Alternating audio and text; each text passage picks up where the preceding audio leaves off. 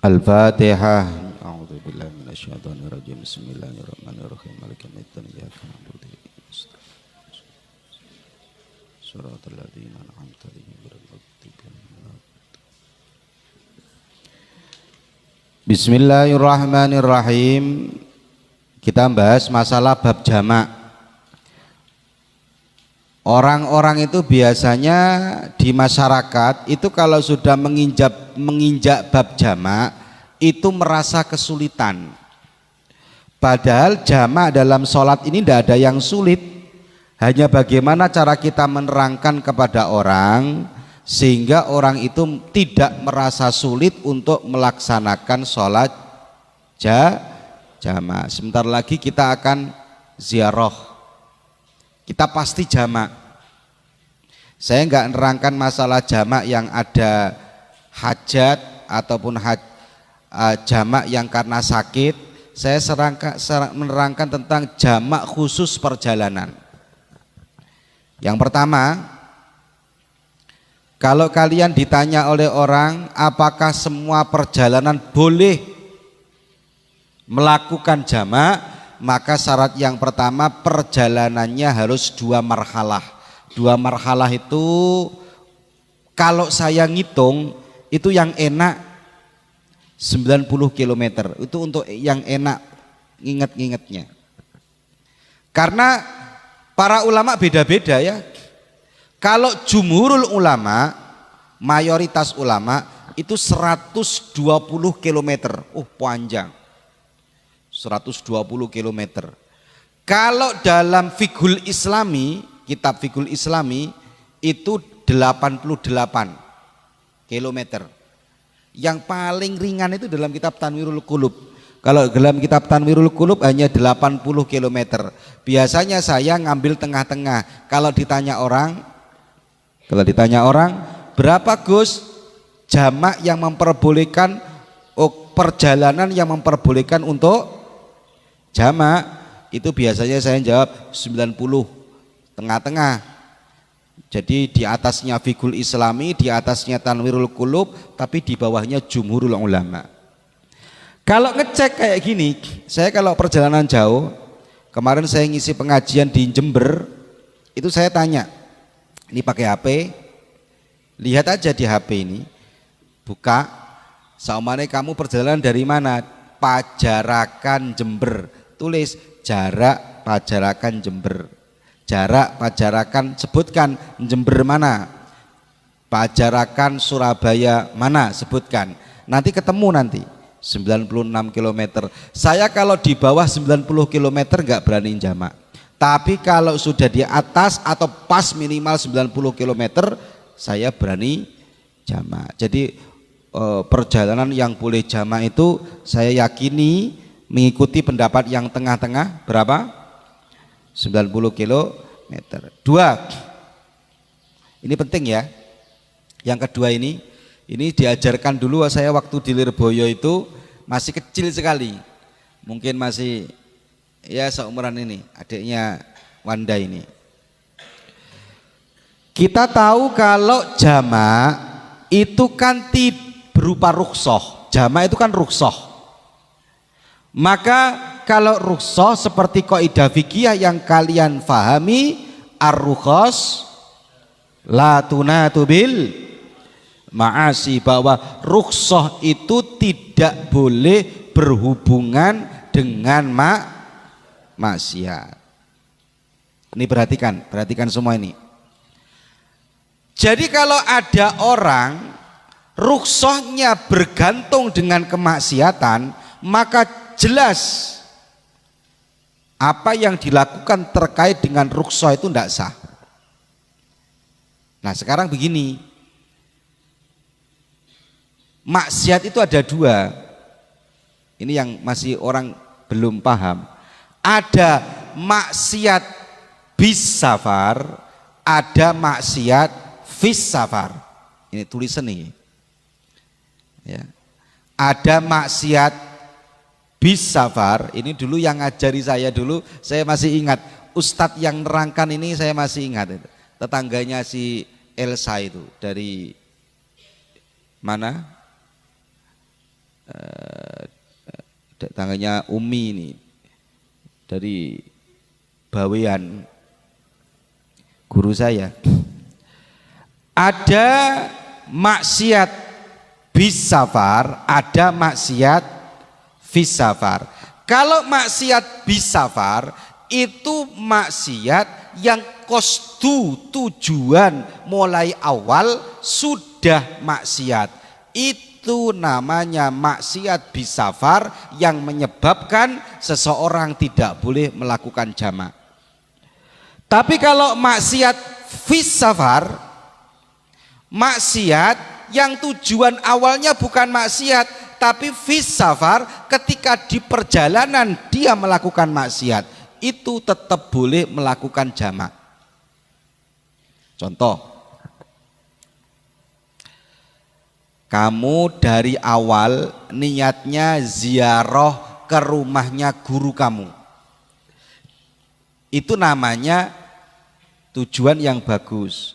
Tapi kalau kamu dari awal bismillahirrahmanirrahim, saya dari awal niatnya adalah untuk main togel, saya niat awalnya perjalanan mau kemana? Mau ke Bali, lihat di pantai kemaksiatan. Tujuan awalnya sudah salah. Maka tujuan awal ini yang disebut dengan maksiat bis safar. Tujuan awalnya sudah tidak benar, maka niatnya berarti otomatis sholat jamaknya sudah nggak boleh, nggak sah. Tapi kalau lain kayak gini, niatnya benar tapi di perjalanan melakukan maksiat, namanya apa? Nah, maksiat fis safar, fi di dalam perjalanan. Contoh,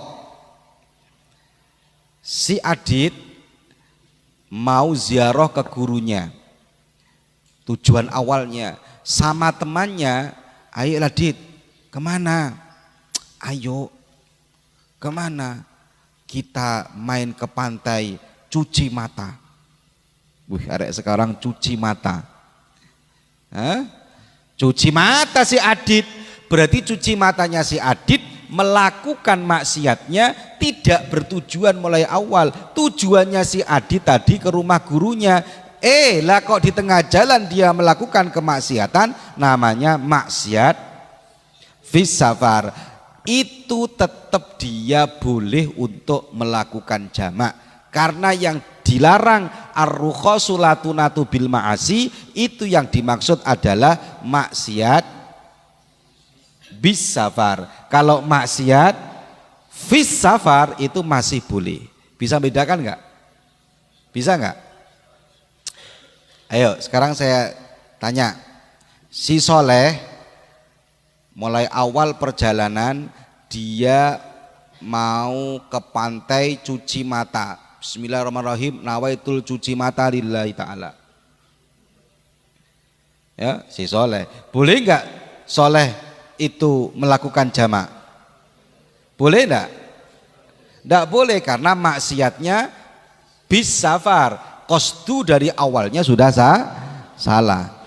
Kalau si Soleh niatnya perjalanan karena ziarah, di tengah-tengah melakukan kemaksiatan, namanya maksiat, itu boleh tetap untuk melakukan jamak atau rukhsah.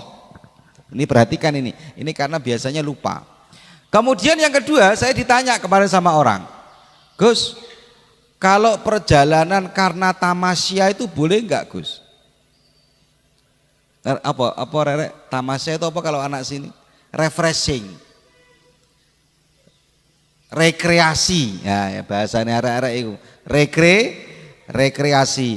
Boleh enggak kita melakukan jamak? Kalau madhab Hanafi tidak boleh. Kalau madhab-madhab yang lain enggak boleh. Tapi kalau madhab Syafi'i itu boleh. Makanya saya sering ngomong, kalau urusan ubudiyah itu lebih enak daripada madhab Syafi'i. Tapi kalau urusan akad itu lebih enak madhab Hanafi. Kenapa? Karena Hanafi seorang pedagang, Imam Ahmad bin Hambal seorang pedagang, jadi lebih tahu kesulitannya pedagang, makanya Imam Hanafi lebih mudah dalam urusan perdagangan. Tapi kalau Imam Syafi'i murni pelajar, biasanya kalau Imam Syafi'i lebih mudah dalam urusan ubudiyah. Imam Syafi'i mengatakan syaratnya satu, yang penting perjalanannya bukan perjalanan maksiat. Dikatakan dalam kitab Nihayatul Muhtaj, adamul maksiat fis safar sawaun akana as-safaru ta'atan. Yang penting catatannya bukan perjalanan dalam rangka maksiat, baik perjalanannya taat, perjalanannya makruh, perjalanannya mubah, walau safaro nuzhatin. Ini malah keterangannya di sana, walau safaro nuzhatin, walaupun perjalanannya bertujuan tamasya. Nuzhatin itu refreshing. Kalau dalam kitab yang lain malah ada anjuran begini, kalau kamu refreshing, yang penting bukan refreshing di tempat maksiat ya. Kalau kamu refreshingnya cuci mata di pantai karena di sana ada ini dan itu, ya nggak bisa itu. Kamu refreshingnya apa? Di gunung. Kamu refreshingnya apa? Di tempat kayak kemarin tuh di Malang yang tempat-tempat yang foto-foto itu, apa namanya itu? Apa? Santera. Ya. Kok ingat kamu? Punya kenangan apa kamu di sana?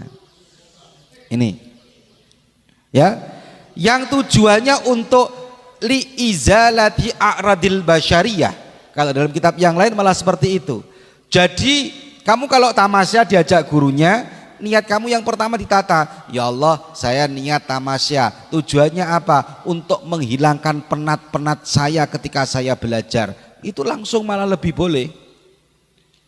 Tapi saya nggak penat Gus, ya sudah, kalau nggak penat niati yang kedua, tafakkur fi khalqillah. Ya Allah saya ingin tamasya, tujuannya untuk berpikir menikmati ciptaan-ciptaannya Allah. Kok ono gunung koyok ngene re, ya apa pangeran cara menciptakannya. Namanya tafakkur fi khalqillah. Itu malah lebih boleh lagi, lebih tidak masalah lagi. Jadi yang harus diperhatikan itu, kalau madhab kita Syafi'i itu yang terpenting perjalanannya bukan dalam rangka melakukan kemaksiatan. Ya, kalau sudah hubungannya dengan kemaksiatan itu yang tidak boleh, tidak sah. Alasannya kenapa? Ar-rukhas la tunatu bil, bahwa rukhsah itu tidak bisa diperuntukkan untuk kemaksiatan. Ini catatan. Apalagi kita ini tanggal berapa? Yang ke ziarah itu tanggal 1. Nanti kita akan ziarah tanggal 1, jelas sudah tujuan utamanya ziarah. Loh kok ono main ke mallnya? Oh, kalau dianggap maksiat ya itu kan bukan maksiat, belanja. Lah nanti kalau ternyata si Dimas, tapi saya di sana ingin menikmati sesuatu. Oh, tujuan kamu jangan ke mallnya, tujuan kamu ke Lirboyonya. Nanti maksudnya maksiatnya bukan maksiat bis safar. Gak mungkin lah ya orang perjalanan gak maksiat itu gak mungkin. Contoh ini, kamu perjalanan ke Surabaya, niatnya ke Ampel sana, di tengah-tengah ada pemandangan, kelihatan auratnya, kamu lihat, duh ya Allah, lihat kanan ditutup, lihat kiri kelihatan, lihat bawah nggak enak. Masa ada orang lihat bawah jalan terus, kan nggak enak. Lihat depan maksiat, lihat kanan maksiat, tetap bisa melakukan maksiat. Terus gimana? Itu namanya maksiat fis. Coba kalau kamu sekarang, kalau maksiat fis safar tuh nggak boleh. Ada orang perjalanan di dalam mobil ngobrol, tiba-tiba nggak terasa ngerasani temannya di jalan, maksiat nggak itu? Maksiat, tapi itu bukan maksiat bis safar karena tujuannya sudah jelas tadi, tujuannya kebaikan. Entah di jalan ternyata kok ada maksiatnya, itu enggak urusan syariat, karena yang diurus syariat adalah tujuan. Jadi maksiat bis safar dan maksiat bis safar, yang boleh maksiat bis safar, yang bis safar tidak tidak boleh ini. Catat ini keterangan ini, jadi nanti kita bisa membedakan mana yang maksiat fi safar dan mana yang maksiat fi safar. Semoga ini barokah manfaat. Al-Fatihah.